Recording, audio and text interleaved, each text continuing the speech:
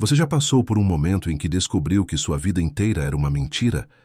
Que a pessoa em quem mais confiava no mundo estava escondendo um segredo tão devastador que poderia destruir qualquer homem? Hoje vou contar a história mais chocante de traição familiar que já ouvi em 15 anos, criando conteúdo.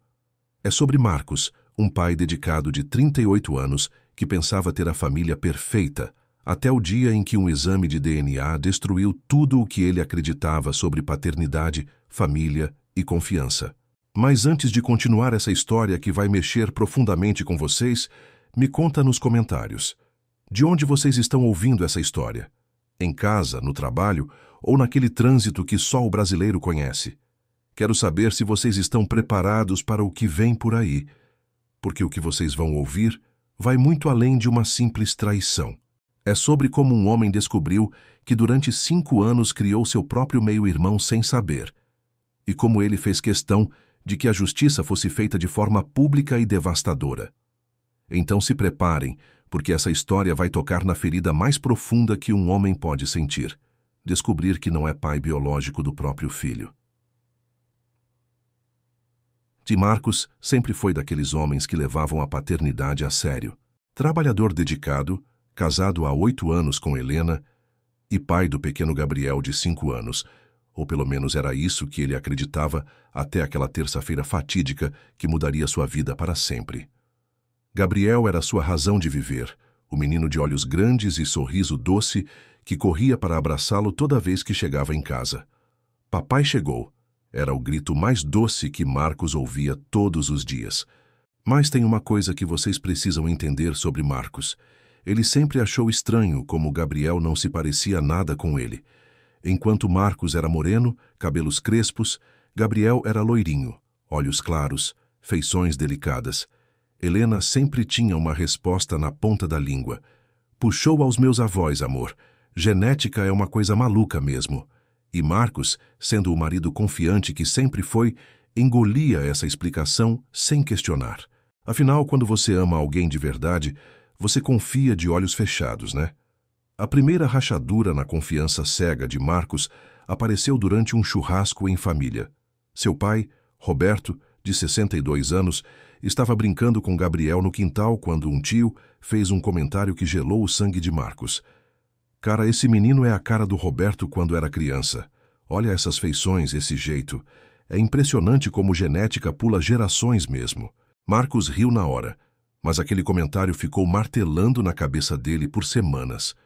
Você já teve aquela sensação de que algo está errado, mas não consegue colocar o dedo no que é? Marcos começou a reparar em detalhes que antes passavam despercebidos. Como Gabriel corria para o avô Roberto com mais entusiasmo do que para ele mesmo às vezes. Como Helena ficava estranhamente desconfortável quando Roberto pegava Gabriel no colo. Como seu pai sempre arranjava desculpas para visitar a família, especialmente quando Marcos não estava em casa. A gota d'água veio numa quinta-feira. Marcos chegou em casa mais cedo do trabalho e encontrou Roberto brincando de cavalinho com Gabriel na sala, enquanto Helena ria na cozinha. A cena era linda, familiar, mas algo nela deixou Marcos perturbado. Por que meu pai tem mais intimidade com meu filho do que eu mesmo? Ele pensou. Foi nesse momento que uma ideia terrível começou a se formar na mente dele. Uma ideia tão absurda que ele tentou empurrar para longe, mas que voltava toda noite quando ele olhava para Gabriel dormindo. Galera, quantos de vocês já desconfiaram de algo na própria família? Já sentiram que alguma coisa não estava batendo? Comenta aí, porque o que vem agora vai mostrar como às vezes nossos instintos estão certos, mesmo quando não queremos acreditar.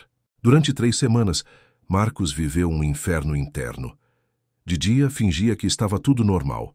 Brincava com Gabriel, conversava com Helena, abraçava o pai nos almoços de domingo. Mas de noite, sozinho no chuveiro ou dirigindo para o trabalho, aquela dúvida roía sua alma como um câncer. E se Gabriel não for meu filho? E se... Não, isso é loucura. Meu próprio pai jamais faria isso comigo. Helena, jamais. Mas a dúvida havia plantado raízes profundas. Marcos começou a pesquisar sobre testes de DNA na internet, sobre como funcionavam, onde fazer, quanto custava. A princípio, era só curiosidade mórbida. Mas conforme os dias passavam, aquela necessidade de saber a verdade foi ficando cada vez mais forte, como uma coceira que você não consegue parar de coçar. A decisão final veio numa sexta-feira, depois de mais um comentário inocente de um familiar. Desta vez, foi sua irmã, Carla. Gente, Gabriel está cada dia mais parecido com o papai. Até o jeito de franzir a testa é igual. Marcos forçou um sorriso, mas por dentro sentia como se levasse um soco no estômago. Naquela noite, ele tomou a decisão que mudaria sua vida para sempre. Faria o exame de paternidade. O plano era simples e secreto. Na segunda-feira, Marcos pegaria um fio de cabelo de Gabriel durante o banho. Coisa fácil, natural, que não levantaria suspeitas. Para o seu próprio DNA, bastava um pouco de saliva num kit que ele havia encomendado online. O laboratório prometia resultado em 7 dias úteis. Uma semana para descobrir se minha vida inteira é uma mentira, ele pensou, com um frio na barriga que não conseguia explicar. Mas Marcos não sabia que aquele exame de DNA não apenas confirmaria seus piores medos, revelaria uma traição tão profunda, tão devastadora, que faria ele questionar tudo o que conhecia sobre família, confiança e amor verdadeiro. O que ele descobriria mudaria para sempre não apenas sua vida, mas a vida de todos ao seu redor. Será que vocês conseguem imaginar o que é viver com essa dúvida comendo por dentro? Porque eu garanto uma coisa: o resultado desse DNA revelou uma verdade tão chocante que quando Marcos soube, ele precisou se segurar para não desmaiar ali mesmo. A segunda-feira seguinte ao exame de DNA foi o dia mais longo da vida de Marcos. Ele tentou trabalhar normalmente, mas não conseguia se concentrar em nada. Cada vez que o telefone tocava, seu coração acelerava, pensando que poderia ser o laboratório com o resultado. Às 15 horas, finalmente recebeu o e-mail que mudaria sua vida para sempre. Resultado do teste de paternidade disponível para download. Marcos estava na obra quando abriu o anexo no celular. Suas mãos tremiam tanto que mal conseguia segurar o aparelho. Quando leu as palavras probabilidade de paternidade, 0%, excluído como pai biológico, sentiu como se o mundo tivesse parado de girar. Gabriel não era seu filho. O menino que ele amava mais que tudo no mundo, que carregava no colo, que ensinava a andar de bicicleta, não tinha nenhum laço sanguíneo com ele. Vocês já se perguntaram como é descobrir que tudo o que vocês acreditavam sobre a própria família era uma mentira? Marcos ficou parado no meio da obra por quase 1 hora, olhando para aquele resultado, tentando processar a informação. Os operários passavam por ele. Perguntavam se estava tudo bem, mas ele não conseguia responder. Era como se sua alma tivesse sido arrancada do corpo. Mas o pior ainda estava por vir. O laboratório havia feito algo que Marcos não esperava. Um teste de compatibilidade genética com outros possíveis familiares. No final do relatório, havia uma nota que fez seu sangue gelar. Detectada compatibilidade genética significativa entre a amostra da criança e material genético disponível em nosso banco de dados familiar. Possível parentesco próximo identificado. Marcos ligou imediatamente para o laboratório, desesperado por respostas. O que significa essa nota sobre compatibilidade? Ele perguntou, a voz saindo rouca. A atendente explicou. Senhor, quando há outros membros da família em nossos registros, fazemos comparações automáticas. No caso, identificamos que a criança tem alta probabilidade de ser filha biológica de Roberto Silva, que fez exames conosco há 2 anos para um processo de pensão alimentícia. Roberto Silva. Seu pai. Marcos desligou o telefone e vomitou ali mesmo, no canteiro de obras. Gabriel não era apenas filho de outro homem, era filho do próprio avô. Seu pai havia engravidado Helena. Por 5 anos, Marcos criou, amou e sustentou seu próprio meio-irmão, achando que era seu filho.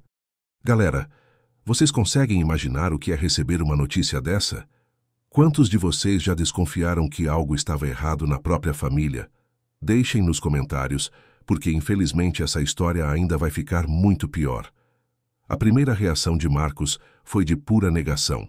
Deve ser um erro do laboratório. Ele murmurou para si mesmo, dirigindo para casa como um zumbi. Meu pai jamais faria isso. Helena jamais... Não, isso não pode estar acontecendo. Mas quanto mais pensava, mais as peças do quebra-cabeças começavam a se encaixar de forma aterrorizante. Roberto sempre teve uma proximidade suspeita com Helena. Desde o namoro, ele sempre elogiava demais a nora, sempre arranjava desculpas para ficar sozinho com ela. Que sogro atencioso, Marcos pensava na época. Como é bom ver meu pai aprovando minha escolha. Que idiota havia sido. Que cego, que ingênuo, que patético. As visitas constantes do pai também ganharam um significado sinistro. Roberto aparecia em casa quase todos os dias, sempre com alguma desculpa. Vim ver meu netinho. Trouxe um presentinho para o Gabriel. Vim ajudar vocês com alguma coisa. Helena sempre ficava radiante quando Roberto chegava, sempre se arrumava mais quando sabia que ele vinha. É porque ela respeita o sogro, Marcos costumava pensar. A verdade era que ela estava se arrumando para o amante. O que mais doía era perceber como Gabriel realmente se parecia com Roberto. Os mesmos olhos claros, o mesmo formato do rosto, até mesmo os mesmos gestos.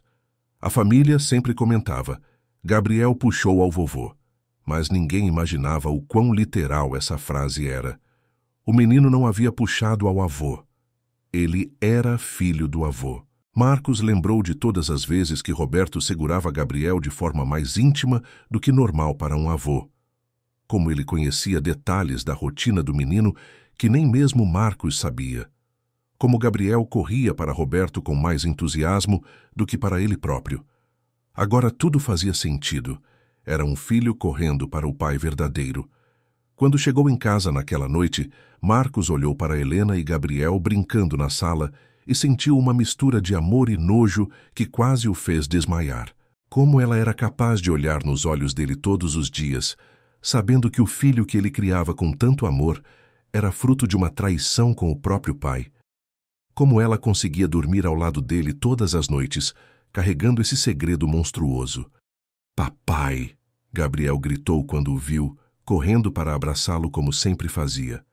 Mas desta vez, Marcos não conseguiu retribuir o abraço com a mesma intensidade. Suas mãos tremiam quando tocou no menino. Gabriel não era culpado de nada, mas ver aquele rostinho que agora sabia ser do pai, não dele, era uma tortura indescritível. Helena percebeu que algo estava errado. Amor, você está bem? Parece que viu um fantasma. Se ela soubesse que ele havia visto algo muito pior que um fantasma, havia visto a verdade sobre a família que acreditava ser sua. Estou só cansado, Marcos mentiu, tentando parecer normal. Mas por dentro, estava planejando como descobrir toda a verdade sobre essa traição devastadora.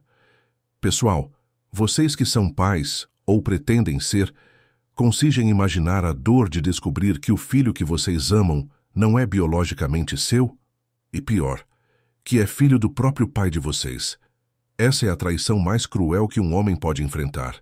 Mas o que Marcos faria com essa informação destruiria não apenas seu casamento, mas toda a sua família para sempre. 3 semanas depois do resultado devastador do DNA, Marcos estava vivendo um inferno silencioso. Trabalhar ao lado de Roberto todos os dias havia se tornado uma tortura. Cada vez que seu pai falava sobre nosso neto Gabriel, Marcos sentia uma raiva que crescia como um tumor. Cada gesto carinhoso que Roberto fazia com o menino era uma punhalada no peito. Ver o homem que o criou brincando com seu próprio filho, não irmão, era uma imagem que queimava sua alma. Mas Marcos sabia que precisava de mais evidências antes de agir. Contratou discretamente o mesmo laboratório para fazer um teste de paternidade entre Roberto e Gabriel, dessa vez com amostras que coletou pessoalmente. Uma semana depois, recebeu a confirmação que fez suas últimas esperanças desabarem. Probabilidade de paternidade, 91,7%, confirmado como pai biológico. Vocês já se imaginaram descobrindo que seu próprio pai é o pai do filho que vocês criaram? Marcos guardou esse segredo como uma bomba pronta para explodir. Durante o dia fingia normalidade, mas de noite planejava cada detalhe da vingança mais devastadora que uma família brasileira já presenciou. Foi então que Helena soltou a bomba que transformou a tragédia em pesadelo total. Numa quinta-feira, ela chegou em casa com um sorriso radiante e uma notícia que fez Marcos sentir como se o mundo tivesse parado. Amor, estou grávida, vamos ter outro bebê.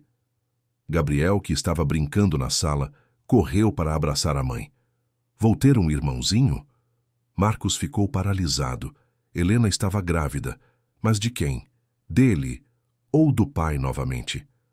A dúvida era uma tortura psicológica que nenhum homem deveria enfrentar.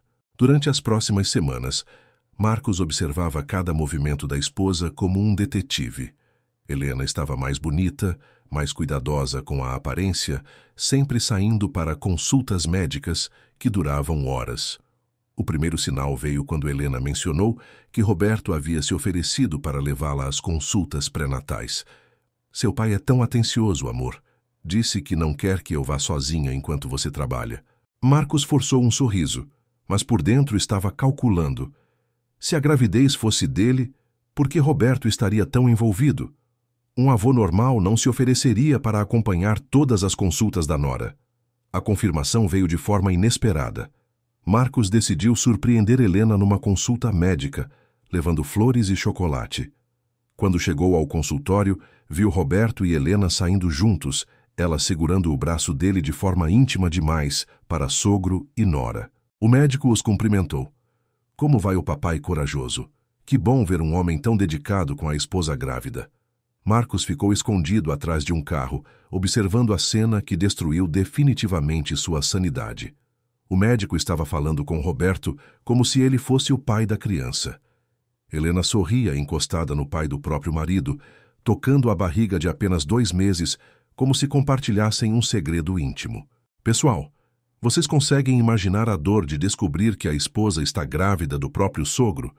Que tipo de monstros fazem isso com um homem trabalhador e dedicado? Deixem nos comentários suas experiências, porque essa história ainda vai mostrar como Marcos transformou essa traição na vingança mais brutal que já presenciaram. Naquela noite, Marcos confrontou Helena diretamente. De quem é esse bebê, Helena? Ela tentou fingir indignação. Como você pode perguntar uma coisa dessas? É seu filho, é claro. Mas Marcos não era mais o homem ingênuo de antes. Então, por que Roberto está te acompanhando nas consultas como se fosse o pai? Por que o médico o chamou de papai corajoso? Helena desabou. Entre lágrimas e soluços, confessou toda a verdade. O relacionamento com Roberto havia começado 2 anos após o nascimento de Gabriel, quando Marcos viajava muito a trabalho. Ele me consolava quando eu estava sozinha. Dizia que você não me dava atenção. A desculpa patética de sempre, transformar o traído em culpado. A confissão completa foi devastadora. Roberto seduziu Helena gradualmente, usando a proximidade de avô dedicado como disfarce. Ele chegava em casa quando Marcos não estava, ajudava com Gabriel, ouvia as reclamações dela sobre solidão no casamento. Aos poucos, conquistou a confiança dela, até que um dia, quando Gabriel dormia, Roberto a beijou. Hey, Gabriel? Marcos perguntou já sabendo a resposta. Helena chorou mais forte. Roberto é pai do Gabriel também, desde o começo. Quando descobri que estava grávida a primeira vez, Roberto me convenceu a fingir que era seu. Disse que seria melhor para todos, que vocês nunca precisariam saber. 5 anos. Durante 5 anos, Marcos havia criado o filho do próprio pai, trabalhado para sustentar a família falsa, planejado o futuro das crianças que nem eram suas. Roberto havia transformado o próprio filho em capacho, em fantoche de uma farsa monstruosa que durava meia década. Por que vocês fizeram isso comigo? A pergunta saiu como um sussurro quebrado. Helena tentou justificar o injustificável. Nós nos apaixonamos, Marcos, não foi planejado. Roberto disse que você era jovem, que refaria sua vida facilmente, mas nós precisávamos um do outro. A frieza da manipulação era assustadora. Roberto havia calculado tudo. Usar o filho como escudo, manter a fachada de família perfeita e ainda fazer Marcos bancar financeiramente a traição. Durante anos, Marcos depositava dinheiro na conta da família, sem saber que estava sustentando o relacionamento secreto do pai com sua esposa. Naquela madrugada, enquanto Helena dormia, Marcos tomou a decisão que mudaria tudo. Não seria apenas vingança, seria justiça absoluta. Roberto e Helena haviam roubado 5 anos da sua vida, transformado-o em palhaço da própria família. Agora, ele mostraria para todos quem realmente eram esses monstros. E o plano que Marcos arquitetou faria a exposição pública mais humilhante que uma família já enfrentou. A revelação sobre a segunda gravidez transformou Marcos num homem possuído por uma sede de justiça que consumia cada pensamento. Durante 2 semanas, ele fingiu aceitar a explicação de Helena, mas secretamente documentava cada movimento dela e de Roberto. Instalou câmeras ocultas em casa, gravadores no carro, contratou um detetive particular para seguir os dois quando não estava presente. As evidências coletadas eram nauseantes. Roberto visitava Helena todos os dias durante o horário de trabalho de Marcos, ficavam juntos por horas, saíam para caminhadas que eram encontros românticos no parque. O detetive fotografou beijos apaixonados, carícias íntimas. Roberto tocando a barriga de Helena como um marido apaixonado faria. O mais revoltante foi descobrir como eles falavam sobre Marcos pelas suas costas.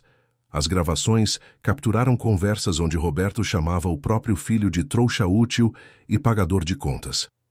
Helena ria quando Roberto imitava os gestos de Marcos, zombavam da sua dedicação ao trabalho, planejavam como extrair mais dinheiro dele. Ele nunca vai desconfiar, Roberto dizia numa gravação. É trabalhador demais para prestar atenção no que acontece em casa, e mesmo que desconfiasse, não teria coragem de me confrontar. Sempre foi o filho obediente. A frase ecoava na cabeça de Marcos como um tiro. Seu próprio pai o via como fraco, manipulável, um idiota útil. Vocês que têm pais conseguem imaginar descobrir que o homem que vocês admiravam a vida toda os considera uns imbecis? Que ele roubou sua paternidade, sua dignidade, sua família inteira? Comentem aí como reagiriam, porque Marcos estava prestes a mostrar que filho obediente pode virar o pior pesadelo de qualquer traidor. Mas a descoberta mais chocante veio quando Marcos investigou o passado. Roberto havia feito isso antes. O detetive descobriu que, anos atrás, Roberto teve um caso com a namorada de Marcelo, irmão mais velho de Marcos. O relacionamento de Marcelo terminou misteriosamente após 2 anos, e ele nunca soube o real motivo. Roberto era um predador serial que tinha como alvo as mulheres dos próprios filhos. Marcos confrontou Marcelo discretamente, sem revelar sua própria situação. Você nunca desconfiou de nada estranho entre papai e a Fernanda? Marcelo ficou pensativo. Agora que você fala, eles eram muito próximos, e ela começou a agir estranha nos últimos meses antes de terminarmos. Sempre ocupada, sempre saindo, sempre com desculpas. A confirmação destruiu qualquer resquício de amor filial que Marcos ainda sentia. Roberto era um monstro que colecionava troféus, as namoradas e esposas dos próprios filhos. Ele havia arruinado o relacionamento de Marcelo por prazer, e agora estava fazendo o mesmo com Marcos, mas de forma ainda mais cruel, roubando sua paternidade. O momento decisivo chegou quando Marcos ouviu Roberto ao telefone, marcando consulta médica para Helena. É para acompanhar minha mulher grávida, ele disse ao atendente. Minha mulher. Roberto havia se apropriado completamente de Helena. Falava dela como se fosse sua esposa legítima, como se Marcos não existisse. Naquela noite, Marcos tomou a decisão final. Ligou para toda a família estendida, tios, primos, amigos próximos, convidando todos para um jantar especial no domingo seguinte. Disse que tinha uma notícia maravilhosa para compartilhar sobre a gravidez de Helena. Roberto e Helena ficaram animados, pensando que finalmente Marcos havia aceitado a situação. Durante a semana, Marcos preparou meticulosamente sua vingança. Mandou imprimir todas as fotos comprometedoras, organizou todos os áudios em pendrives individuais, preparou os resultados dos exames de DNA. Cada familiar presente receberia um dossiê completo da traição, com evidências irrefutáveis. Roberto chegou ao jantar radiante, abraçando Marcos com falso carinho paternal. Meu filho, que orgulho ter um homem como você na família, cuidando tão bem da Helena grávida. A hipocrisia era tanta que Marcos sentiu vontade de vomitar. Mas sorriu, serviu vinho para todos, esperou o momento perfeito.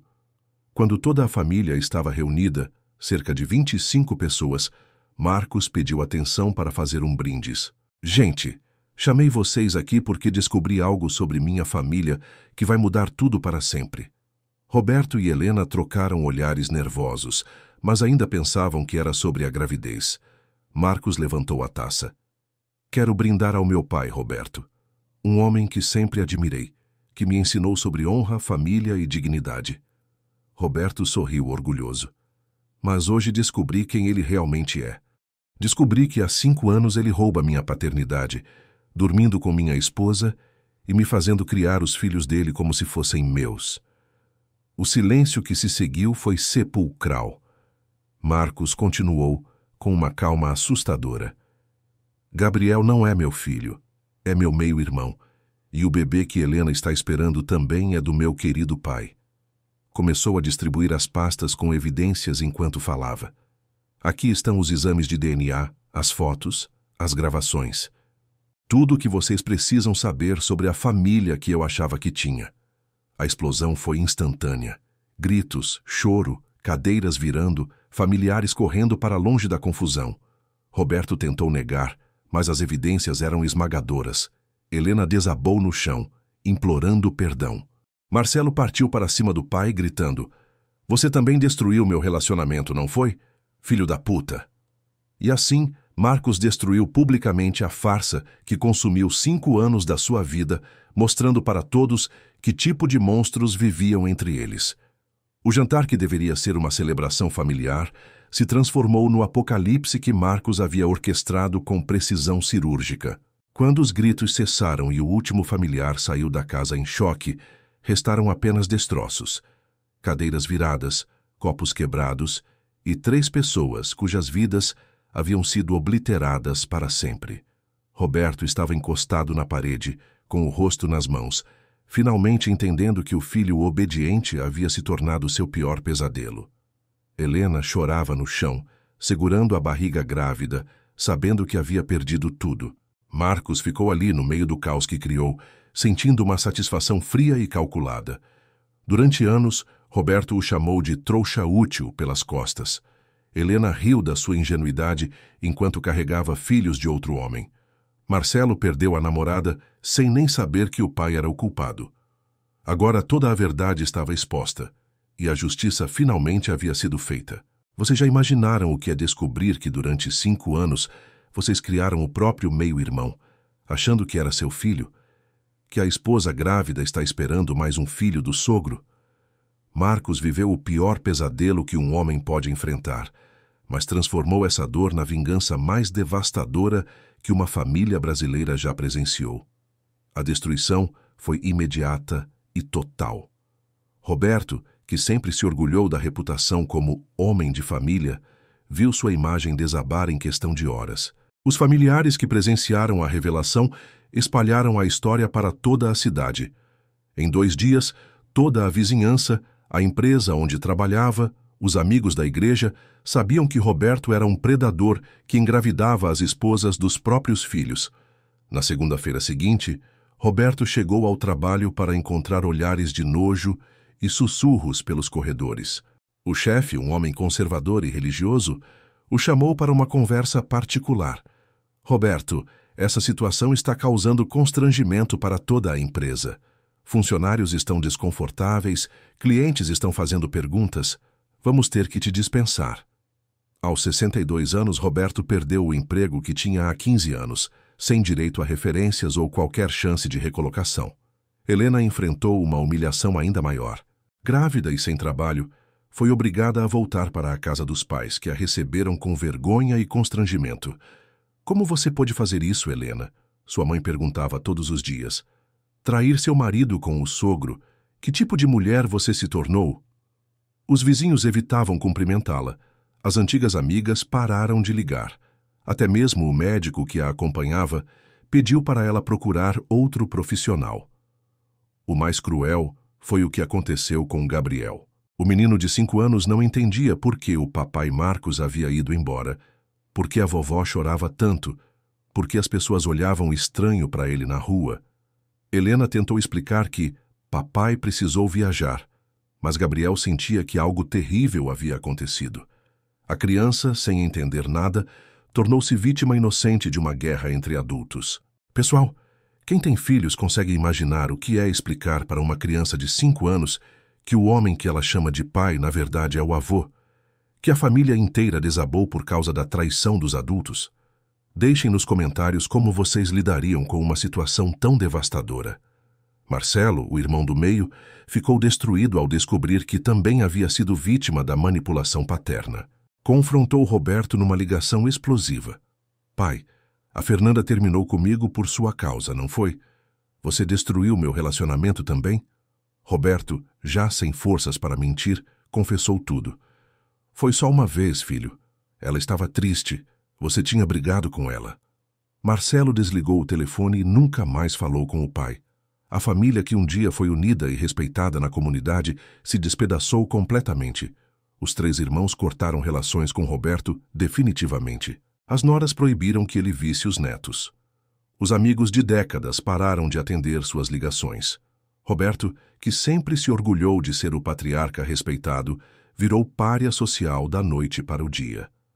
6 meses depois da explosão familiar, as consequências ainda se multiplicavam. Helena deu à luz uma menina que era geneticamente meio-irmã de seu próprio pai oficial. A criança nasceu saudável, mas cercada por um escândalo que a marcaria para sempre. Helena registrou a filha apenas com seu nome, sem pai declarado, tentando protegê-la do estigma. Roberto, aos 62 anos, vivia sozinho num apartamento pequeno, sobrevivendo com uma aposentadoria mínima. Desenvolveu depressão severa, começou a beber pesadamente, envelheceu 10 anos em 6 meses. Os vizinhos o evitavam, os antigos colegas fingiam não vê-lo na rua. O homem que um dia foi respeitado como trabalhador exemplar e pai de família, tornou-se sinônimo de traição e desrespeito. Enquanto isso, Marcos reconstruía sua vida de forma espetacular. Mudou-se para outra cidade, conseguiu uma promoção importante na empresa, alugou um apartamento moderno, onde podia finalmente respirar livre da toxicidade familiar. Pela primeira vez em anos, dormia tranquilo, sem desconfiar de cada pessoa ao seu redor. Foi na nova cidade que Marcos conheceu Patrícia, uma enfermeira de 32 anos, mãe solteira de um menino de 8 anos. Patrícia havia passado por um divórcio difícil, mas diferente de Helena, era transparente sobre seu passado, honesta sobre suas dificuldades, genuína em cada palavra. Eu sei que relacionamento com filho é complicado, ela disse no primeiro encontro. Mas se você quiser tentar, prometo que nunca vou te enganar sobre nada. O contraste com Helena era gritante. Patrícia nunca escondia o celular, nunca dava respostas evasivas sobre onde estava. Incluía Marcos em todos os aspectos da vida dela e do filho. Quando prometia estar em algum lugar, estava. Quando dizia que sentia algo, demonstrava com ações. Era o oposto completo da mulher manipuladora que quase destruiu sua sanidade. Galera, como vocês acreditam que seja possível confiar novamente depois de uma traição tão devastadora? Já passaram por situações onde precisaram reconstruir completamente a capacidade de confiar em alguém? Compartilhem suas experiências nos comentários. 1 ano e meio depois da vingança familiar, Marcos estava noivo de Patrícia. A cerimônia foi simples, íntima, apenas com amigos próximos e a família dela, pessoas que o receberam como se fosse parente de sangue. Pela primeira vez em anos, Marcos experimentou o que era ter uma família de verdade, onde ninguém mentia, manipulava ou usava os outros para benefício próprio. Durante esse período de reconstrução, Marcos recebeu algumas tentativas de contato de Helena e Roberto. Helena ligou algumas vezes, especialmente quando soube que ele estava bem, noivo, próspero. As ligações seguiam sempre o mesmo padrão. Ela chorando, pedindo perdão, implorando uma chance de explicar, dizendo que as crianças sentiam falta dele. Marcos nunca atendeu. Roberto chegou a aparecer na antiga casa, mas descobriu que ele havia se mudado sem deixar rastro. O crescimento pessoal de Marcos foi impressionante. Começou terapia para processar completamente a traição familiar, aprendeu a identificar sinais de manipulação, desenvolveu autoestima que nunca havia tido. Durante 5 anos eu me vi como pai dedicado e marido exemplar. Ele refletia nas sessões. Na verdade, eu era a vítima de uma farsa elaborada. Agora sei que mereço ser amado de verdade, não usado como fantoche. A lição mais valiosa que Marcos aprendeu foi sobre o próprio valor. Por anos eu me achei sortudo por ter Helena e um pai presente na vida do meu filho. A verdade é que eu era o prêmio. Trabalhador, honesto, dedicado, que merecia uma família real. Eles perderam um homem de valor, não eu que perdi pessoas falsas. 2 anos após a vingança devastadora, Marcos se casou com Patrícia numa cerimônia linda. Adotou oficialmente o filho dela, que o chamava de pai, com genuína admiração. No altar, olhando nos olhos sinceros de Patrícia, Marcos soube que havia feito mais que se vingar de Roberto e Helena. Havia se libertado de uma prisão emocional que nem sabia que existia. As últimas notícias que chegaram até ele foram através de conhecidos. Helena criava as 2 crianças sozinha, trabalhando como balconista para sobreviver. Roberto havia se tornado um homem amargo e isolado, evitado por toda a família. Gabriel, agora com 7 anos, perguntava constantemente pela papai Marcos, sem entender por que ele havia desaparecido de suas vidas. A história de Marcos nos ensina que a traição familiar é a mais cruel de todas, mas também pode ser o combustível para a maior transformação de vida. Ele provou que um homem traído tem poder de escolha, aceitar ser vítima para sempre ou fazer justiça e reconstruir tudo. Marcos escolheu a justiça e hoje colhe os frutos de sua coragem. E vocês, homens que ouviram essa história, se estão passando por situações suspeitas, confiem no instinto. Se já foram traídos, saibam que a dor passa, mas a dignidade recuperada dura para sempre. Vocês merecem amor verdadeiro, família real, respeito genuíno. Deixem nos comentários suas histórias de superação. Força para todos os homens que já foram desrespeitados. A vitória sempre pertence a quem tem coragem de recomeçar. 2 anos após a devastação familiar, Marcos estava irreconhecível, mas dessa vez para melhor. A cidade nova, São Paulo, havia se tornado seu refúgio e sua oportunidade de renascer das cinzas da traição mais cruel que um homem pode enfrentar. Longe dos olhares curiosos e das fofocas sobre o homem que descobriu que o pai era pai do seu filho, Marcos finalmente podia respirar livre da toxicidade que consumiu 5 anos da sua vida. O apartamento na Zona Sul era seu santuário. Moderno, minimalista, cada móvel escolhido com cuidado, cada detalhe refletindo o homem que ele havia se tornado. Forte, independente, confiante. Pela primeira vez em anos, Marcos dormia tranquilo, sem desconfiar de cada ruído, sem imaginar traições sendo tramadas ao seu redor. Era libertador acordar e não ter que decifrar mentiras ou fingir que acreditava em desculpas esfarrapadas. A carreira explodiu de forma surpreendente. Livre das preocupações com uma família falsa, Marcos canalizou toda a sua energia para o trabalho. Em 18 meses, havia assumido a gerência regional, impressionado os superiores com projetos inovadores, conquistado o respeito de uma equipe que via nele um líder nato. Marcos tem uma determinação diferente, comentavam os colegas. Parece que passou por algo que o fortaleceu. Se eles soubessem que essa força havia nascido da dor mais profunda, foi numa reunião de negócios que Marcos conheceu Patrícia. Enfermeira de 32 anos, mãe solteira de um menino de 8 anos chamado Diego, ela tinha algo que Marcos havia esquecido que existia: honestidade genuína.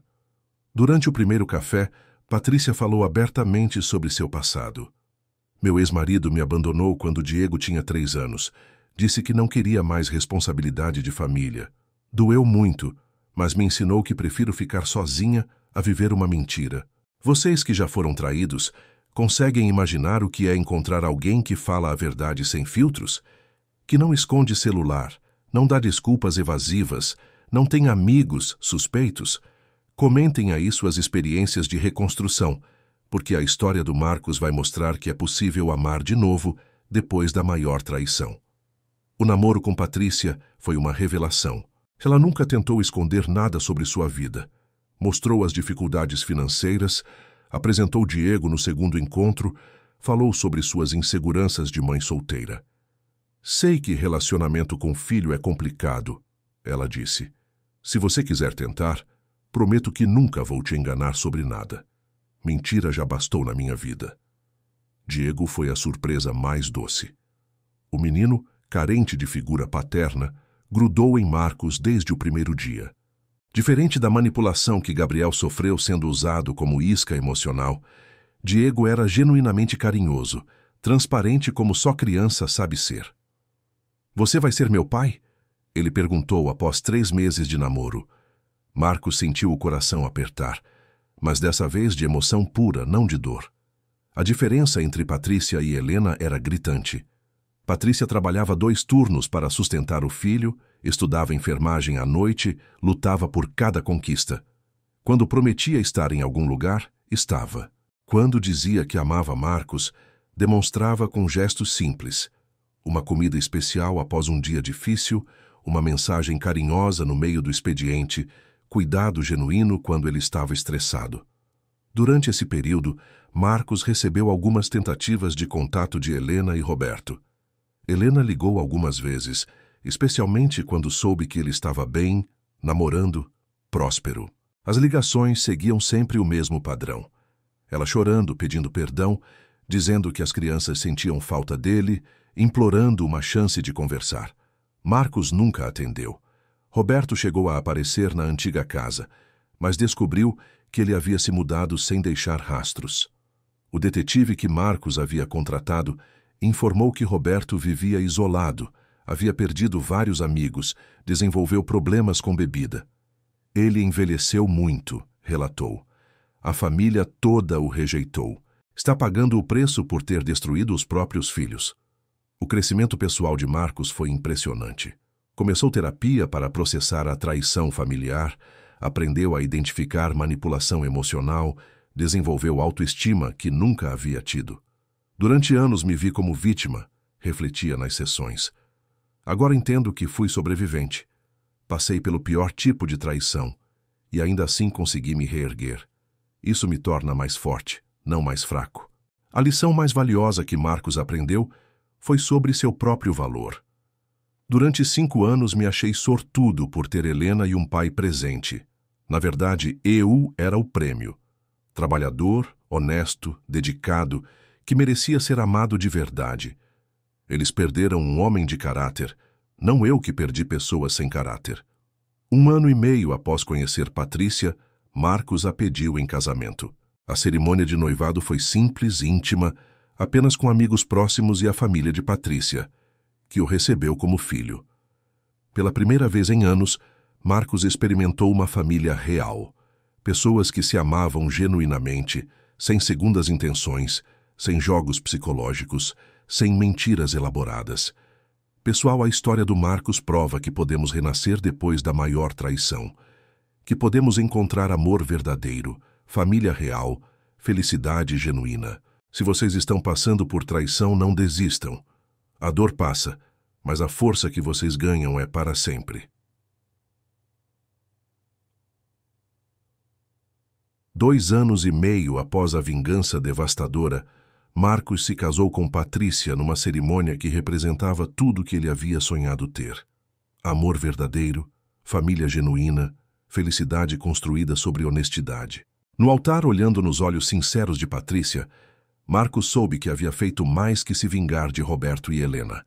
Havia se libertado do passado para construir um futuro real. A diferença era gritante. No casamento anterior, Helena havia mentido até mesmo nos votos, prometendo fidelidade enquanto já planejava retomar o relacionamento com Roberto. Agora, Patrícia olhava nos seus olhos e dizia com verdade absoluta: prometo te amar com honestidade, te respeitar com lealdade e construir uma família baseada na verdade. Cada palavra tinha peso, significado real. Diego roubou a cena durante a cerimônia. O menino, agora com 10 anos, entregou as alianças com um sorriso radiante. Após a troca de votos, ele abraçou Marcos e sussurrou: "Agora você é meu pai de verdade." Naquele momento, Marcos entendeu a diferença entre ser usado como provedor e ser amado como pai. Diego o escolheu, Patrícia o escolheu, não por conveniência, mas por amor genuíno. A lua de mel foi a primeira viagem que Marcos fez sem desconfiar da companheira. Com Helena, mesmo nas viagens românticas, ele sentia uma tensão inexplicável, uma sensação de que algo estava errado. Com Patrícia, cada momento era leve, natural, verdadeiro. Eles conversavam sobre tudo: passado, presente, futuro, sonhos, medos.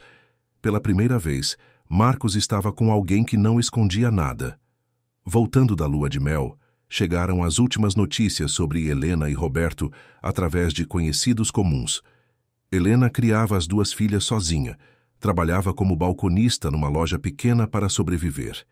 As crianças, agora com 7 e 2 anos, cresciam sem referência paterna estável. Gabriel perguntava constantemente por Papai Marcos, sem entender por que ele havia desaparecido de suas vidas. Roberto havia se tornado uma sombra do homem que era. Aos 64 anos, vivia sozinho, isolado, com problemas de saúde agravados pela depressão e alcoolismo. Os 2 filhos restantes, Marcelo e o irmão mais velho, mantinham contato mínimo apenas para questões práticas. "Ele colheu exatamente o que plantou", comentou Marcelo numa ligação esporádica. "Destruiu a própria família por luxúria. Vocês conseguem imaginar a diferença entre viver uma mentira e viver uma verdade? Entre ser usado e ser amado?" Marcos descobriu que família verdadeira não é sobre sangue, é sobre escolha, lealdade, respeito mútuo. Deixem nos comentários suas reflexões sobre o que faz uma família real. 6 meses após o casamento, Patrícia engravidou. A notícia trouxe uma alegria pura que Marcos nunca havia experimentado. Desta vez, ele sabia com certeza absoluta que o filho era seu, que Patrícia o amava verdadeiramente, que estavam construindo algo real juntos. O contraste com a angústia que sentiu durante as gravidezes de Helena era brutal. Diego reagiu à notícia com entusiasmo genuíno. "Vou ter um irmãozinho de verdade", ele exclamou, abraçando Marcos. Era tocante ver como uma criança que havia sofrido abandono do pai biológico agora celebrava a chegada de mais um membro da família que ele havia escolhido. Patrícia, grávida, era ainda mais transparente, se possível. Dividia todas as emoções, medos, alegrias da gestação. Incluía Marcos em cada consulta, cada decisão, cada momento importante.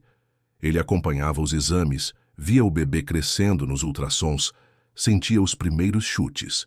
Era a experiência de paternidade que ele sempre sonhou ter. Durante a gravidez, eles conversaram sobre o passado de forma saudável. Patrícia conhecia toda a história da traição familiar. Respeitava a dor que Marcos havia sofrido, mas não deixava que isso contaminasse o presente.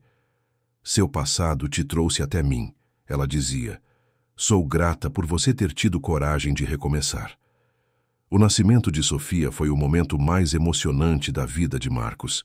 Segurar sua filha biológica pela primeira vez, ver seus olhos se abrirem, saber que ela era fruto de amor verdadeiro, foi uma sensação indescritível.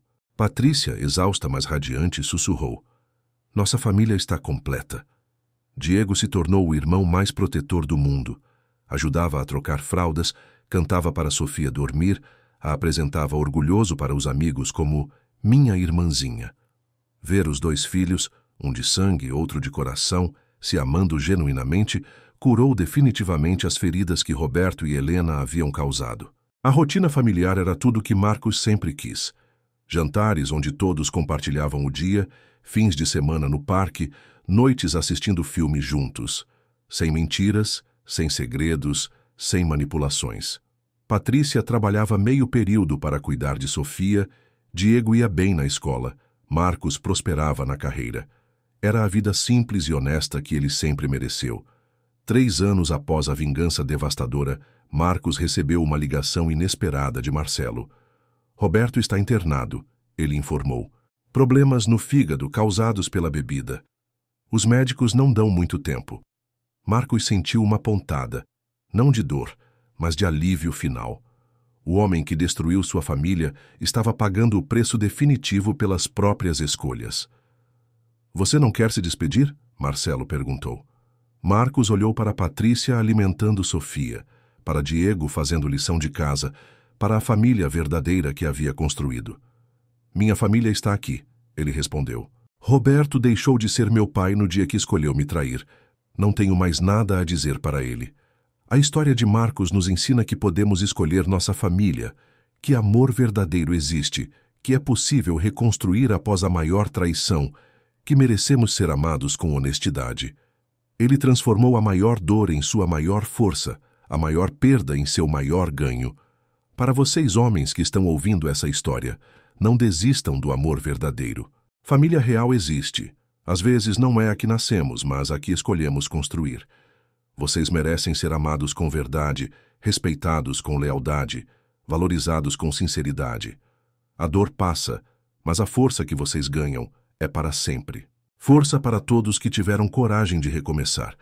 A vitória sempre pertence a quem não desiste da própria felicidade. 3 anos após a vingança devastadora que destruiu a farsa familiar, Marcos estava no auge da sua felicidade quando recebeu uma ligação que mudaria tudo. Era Marcelo, seu irmão, com a voz trêmula de emoção.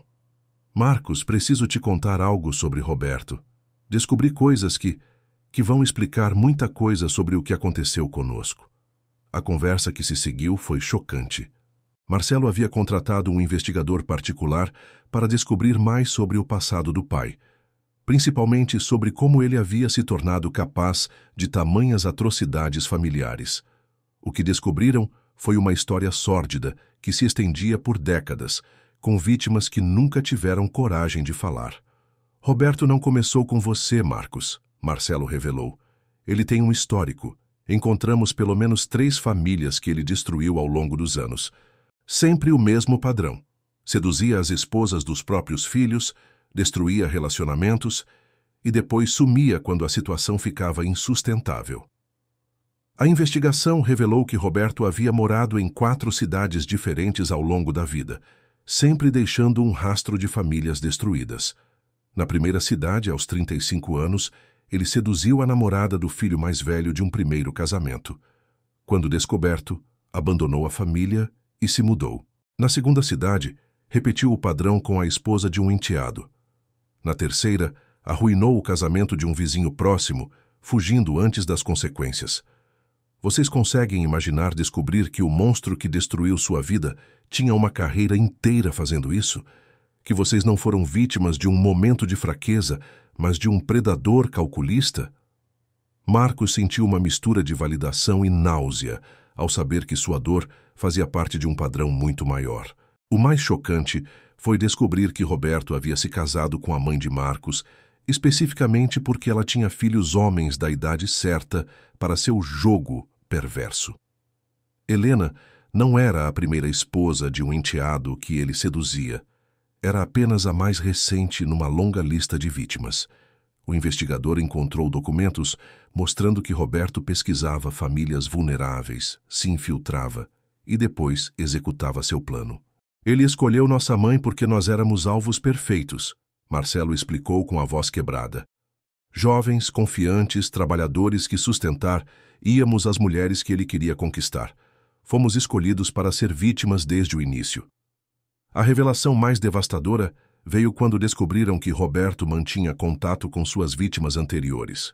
Ele tinha um padrão de retornar às mulheres que havia roubado anos depois, criando uma rede de relacionamentos paralelos sustentada pelo dinheiro e trabalho dos filhos traídos. Helena não era especial, era apenas mais uma peça no jogo perverso dele. Marcos processou essa informação com uma mistura de raiva renovada e, surpreendentemente, alívio. Finalmente entendia que a traição não havia acontecido por alguma deficiência sua, mas porque ele havia sido cuidadosamente selecionado como vítima por um predador experiente. Roberto não era um pai que cometeu um erro, era um monstro serial que destruía famílias por prazer. O investigador também descobriu que Roberto estava tentando repetir o padrão mais uma vez.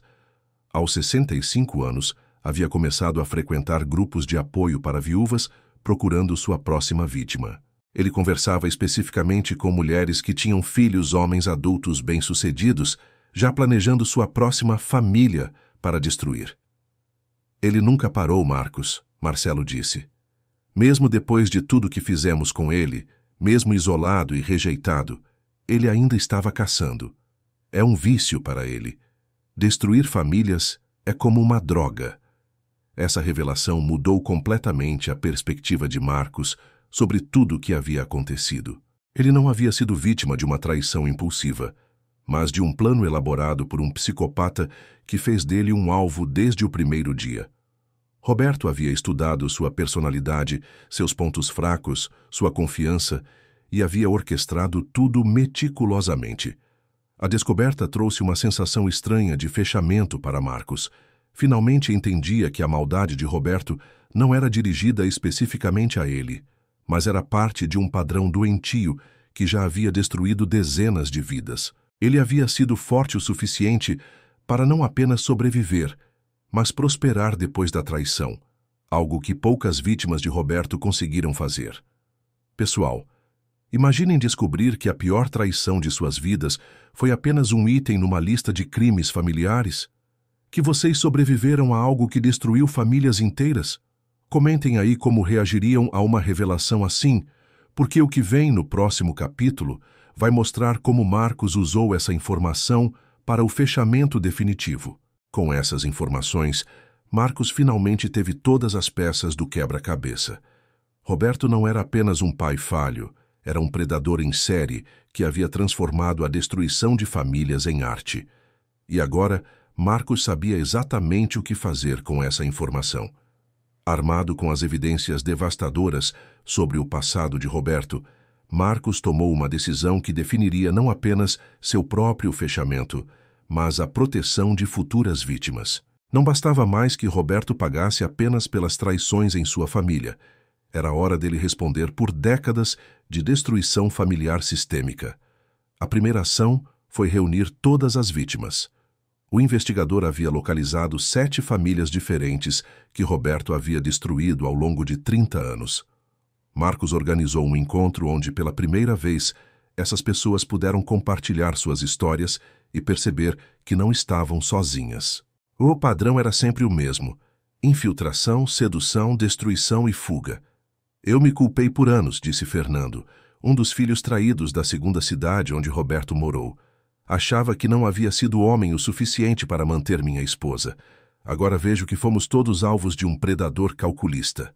As histórias se repetiam com detalhes assustadores. Roberto sempre usava as mesmas frases, as mesmas técnicas de manipulação, os mesmos argumentos para convencer suas vítimas. O grupo decidiu agir coletivamente.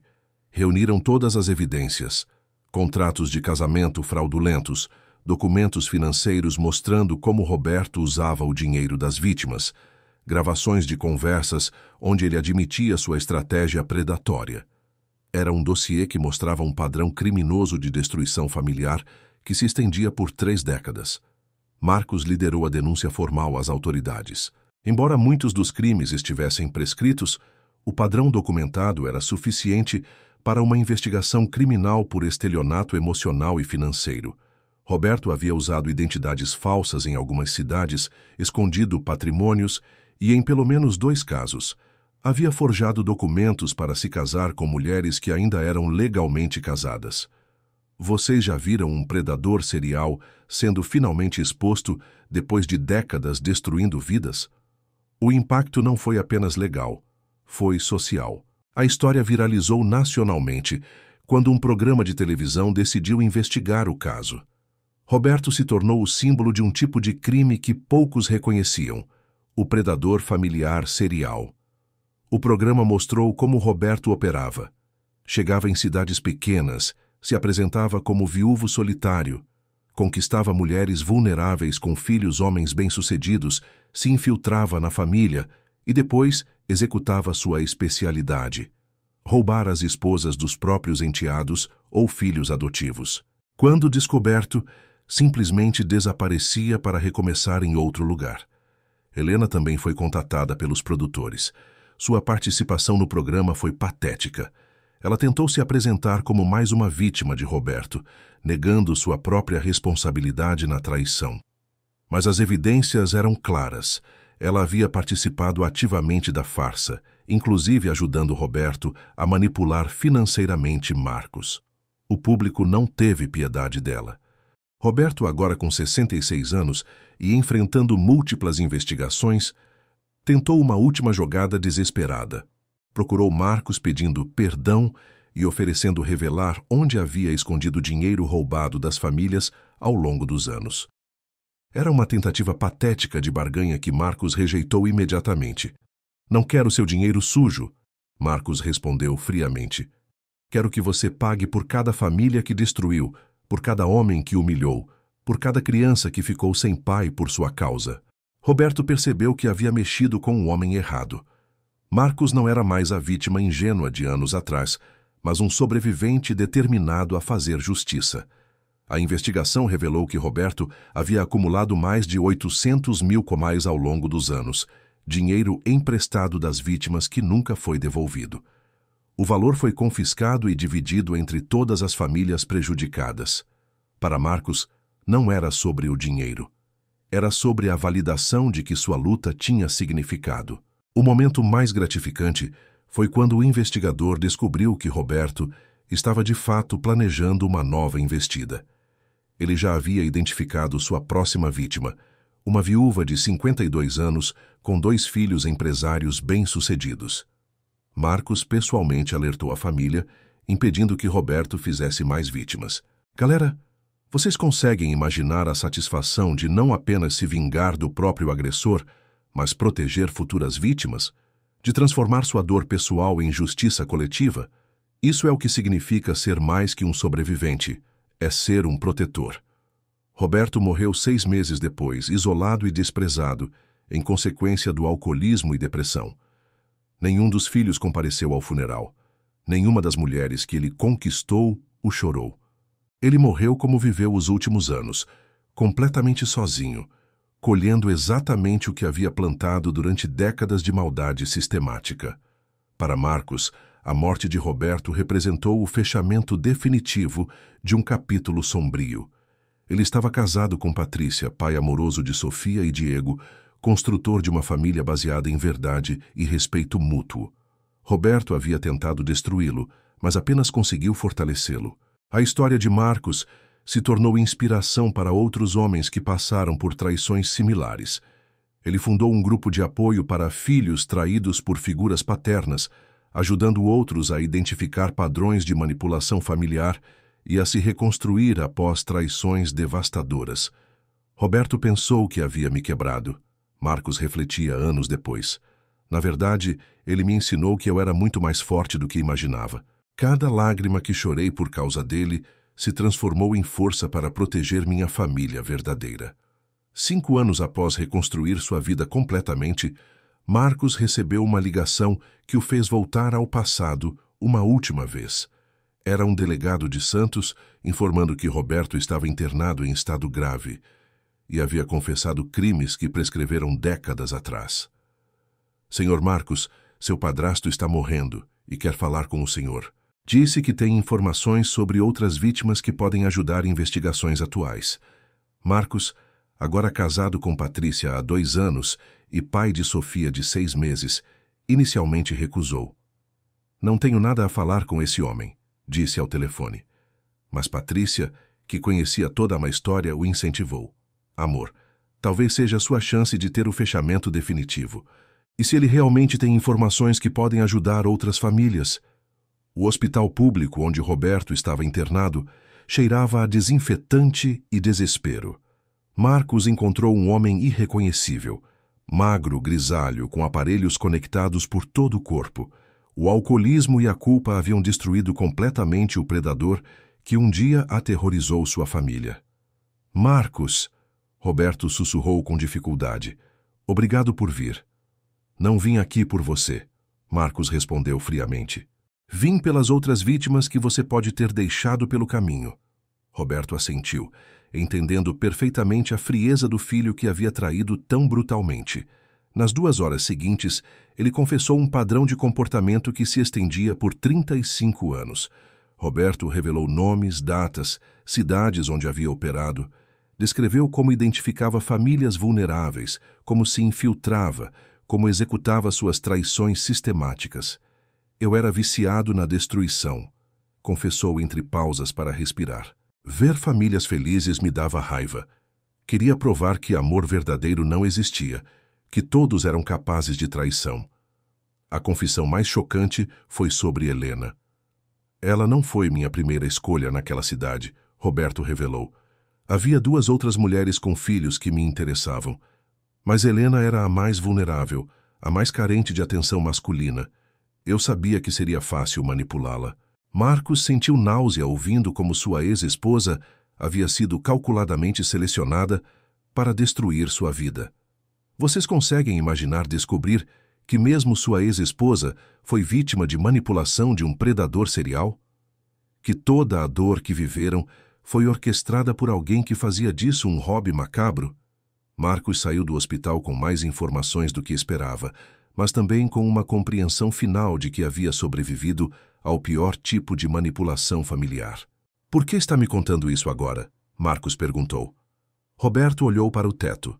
Porque estou morrendo e finalmente entendi que destruí dezenas de famílias por puro egoísmo. Você foi o único que me enfrentou, que fez justiça. Queria que soubesse que sua vingança foi perfeita. Me destruiu completamente.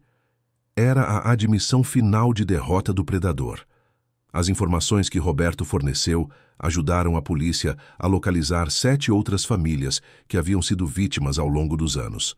Marcos participou de uma força-tarefa informal para alertar essas famílias sobre o padrão de comportamento, ajudando filhos que ainda não entendiam completamente o que havia acontecido com seus relacionamentos. Roberto morreu 3 dias depois, sozinho. Nenhum dos filhos compareceu ao funeral. Nenhuma das mulheres que ele conquistou o chorou. Ele foi enterrado numa cova simples, sem flores, sem homenagens, exatamente como merecia um homem que dedicou a vida a destruir outras vidas. Para Marcos, a morte de Roberto representou o fechamento definitivo. Ele havia não apenas sobrevivido ao predador, mas o havia derrotado completamente. Roberto morreu reconhecendo que Marcos tinha sido superior em caráter, em força, em dignidade. A vingança havia sido tão completa que o próprio agressor a reconheceu como justa. Saindo do cemitério, Marcos ligou para Patrícia. Amor acabou. Definitivamente acabou.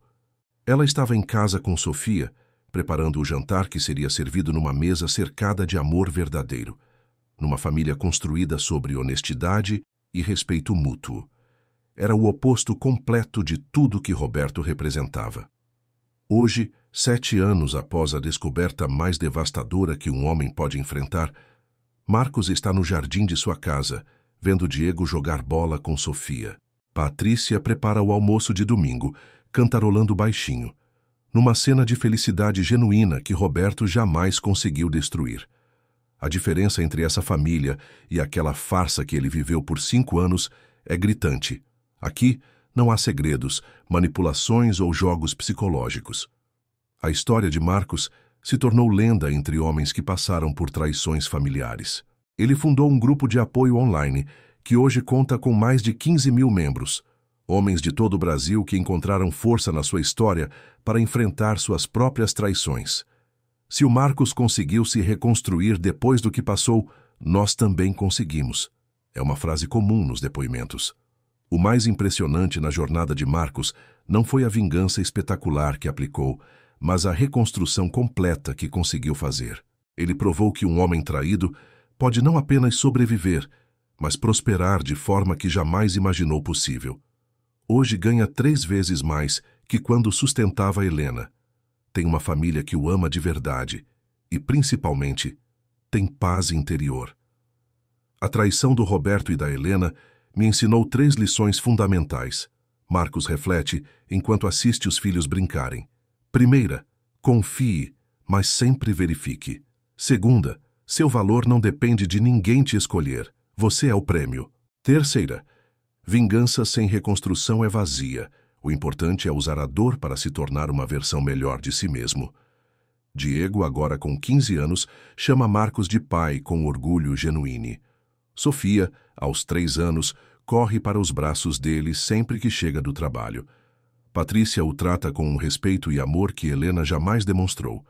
A diferença entre ser usado e ser amado é algo que Marcos agora reconhece imediatamente. As últimas notícias sobre Helena chegaram através de conhecidos mútuos. Ela vive sozinha, trabalha em empregos temporários, nunca conseguiu reconstruir a vida. As 2 filhas, agora adolescentes, mantêm contato mínimo com ela. Gabriel, o menino que Marcos criou como filho, hoje com 12 anos, ainda pergunta sobre o pai Marcos, que desapareceu de sua vida sem explicação. Às vezes sinto pena das crianças, Marcos admite. Elas foram vítimas inocentes dos jogos dos adultos. Mas aprendi que não posso salvar todo mundo. Minha responsabilidade é com a família que escolhi construir. É uma sabedoria dolorosa, mas necessária. Homens, vocês que chegaram até o final desta história, entendam uma coisa fundamental. Traição não é sobre vocês não serem suficientes. É sobre o caráter das pessoas que escolheram trair. Marcos era o mesmo homem trabalhador, dedicado e amoroso durante toda a farsa. A diferença é que agora ele está com alguém que valoriza essas qualidades. Se vocês estão passando por traição agora, lembrem-se, a dor que sentem é temporária, mas a força que vão desenvolver é permanente. Se suspeitam que algo está errado, confiem no instinto. Ele raramente erra. Se já foram traídos e estão se reconstruindo, saibam que do outro lado dessa dor, existe uma versão melhor de vocês esperando para emergir. A maior vingança que vocês podem ter contra quem os traiu é construir uma vida tão plena que elas se arrependam pelo resto da vida de ter perdido vocês. É encontrar alguém que os ame de verdade e provar que vocês sempre foram dignos desse amor. Apenas estavam no lugar errado. Pessoal, a história do Marcos termina aqui, mas a de vocês está só começando. Se essa história tocou vocês de alguma forma, deixem um like para ajudar outros homens a encontrar este vídeo. Comentem suas próprias experiências, suas vitórias, suas reconstruções. Vocês não estão sozinhos nessa jornada. Se inscrevam no canal, porque todas as semanas trazemos histórias reais de homens que não aceitaram humilhação e fizeram justiça. Compartilhem com aquele amigo que está passando por uma situação difícil. Às vezes, uma história de superação é exatamente o que precisamos para encontrar forças. E, principalmente, nunca se esqueçam do seu valor. Vocês não são sortudos por ter alguém. Alguém é sortudo por ter vocês. Traição diz muito sobre quem trai, mas nada sobre quem foi traído. Força para todos os guerreiros que transformaram dor em poder. A vitória sempre pertence a quem tem coragem de recomeçar.